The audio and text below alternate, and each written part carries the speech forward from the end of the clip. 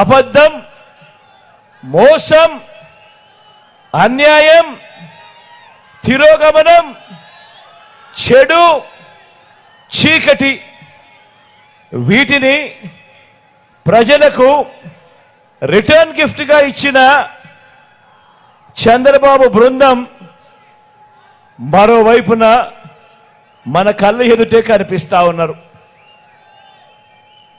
ఈ ఎన్నికలు జగన్కు చంద్రబాబు నాయుడుకు మధ్య యుద్ధం కాదు. ఈ ఎన్నికలు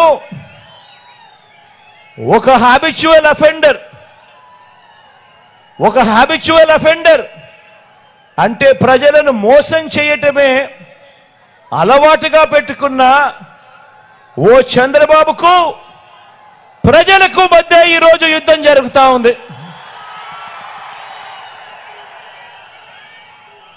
ఈ యుద్ధంలో మీ బిడ్డ నాది ప్రజల పక్షం అని చెప్పి ఈ సందర్భంగా చెప్పడానికి గర్వపడుతూ ఉన్నా. ఈ యుద్ధంలో దత్తపుత్రుడు, ఈ యుద్ధంలో మన ప్రత్యర్థులు చూడండి. ఈ యుద్ధంలో ఓ దత్తపుత్రుడు, ఓ ఎల్లో మీడియా అంటే ఈ పాటికే మీకు అర్థమై ఉంటుంది. ఓ ఈనాడు, ఓ ఆంధ్రజ్యోతి, ఓ TV5 వీరందరూ కాక ఈ రాష్ట్రాన్ని విడగొట్టిన పార్టీ, ఈ రాష్ట్రాన్ని ప్రత్యేక హోదా ఇవ్వకుండా అన్యాయం చేసిన మరో పార్టీ, వీరంతా కూడా ప్రత్యక్షంగాను పరోక్షంగాను రాష్ట్ర ప్రజల వ్యతిరేక పక్షం. వీరిది చంద్రబాబు పక్షం. వీరందరూ యుద్ధం చేస్తా ఉన్నారు. వీరందరూ యుద్ధానికి వస్తా ఉన్నారు కేవలం మీ బిడ్డ ఒక్కడి మీద.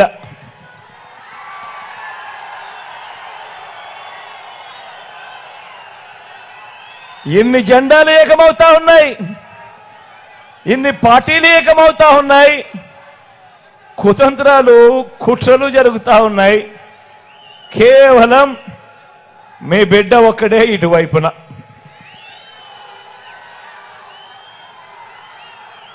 మరి మే 13న జరగబోయే ఎన్నికల సంగ్రామంలో మనందరి ప్రభుత్వానికి మద్దతు ఇవ్వడం ద్వారా, మే 13న జరగబోయే ఎన్నికల్లో మీ బిడ్డకు మీరు తోడుగా ఉండడంతో, మనందరి ప్రభుత్వానికి మద్దతు ఇవ్వడం ద్వారా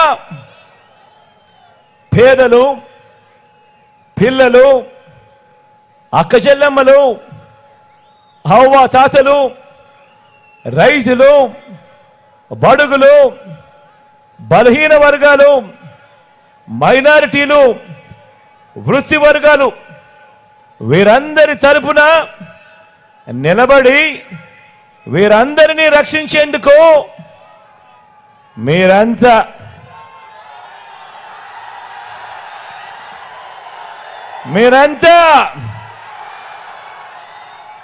సిద్ధమేనా అని అడుగుతాను.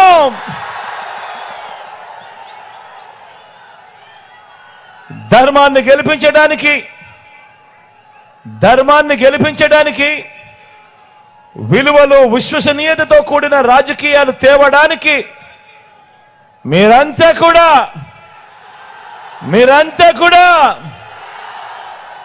సిద్ధమేనా అని అడుగుతా ఉన్నాను.